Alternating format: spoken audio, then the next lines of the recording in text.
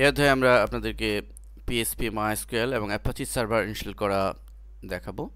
তো মূলত আমাদের এই পিএসপি স্ক্রিপ্টে কাজ করার জন্য পিএসপি ট্রায়াড এটি আমরা ইনস্টল করে নিব এবং ডাটাবেজে কাজ করার জন্য মাইএসকিউএল ফ্রন্ট ইনস্টল করতে হবে এবং আমাদের লোকাল হোস্টে সার্ভার ইনস্টল করার জন্য অ্যাপাচি ইনস্টল করা লাগবে।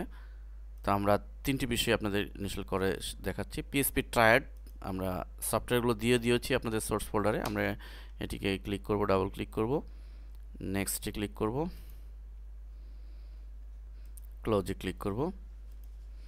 পিএসপি ইনস্টল হলো। এরপরে মাইএসকিউএল ফ্রন্ট এটিতে ডাবল ক্লিক করব, ইয়েস,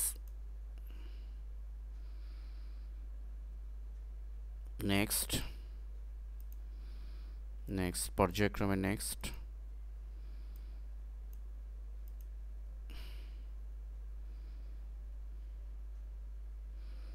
নেক্সট, ফিনিশ। এরপরে লোকাল সার্ভার ইনস্টল করার জন্য অ্যাপাচি ইনস্টল করব।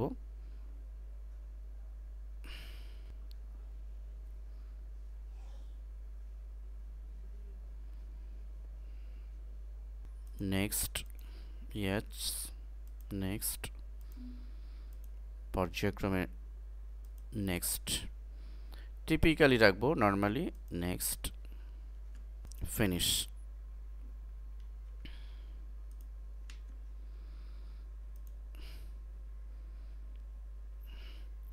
আমরা পিএসপি ট্রায়াড প্রোগ্রাম ফাইলে গেলেই দেখতে পাবো যে আমাদের ইনস্টল করা হয়েছে,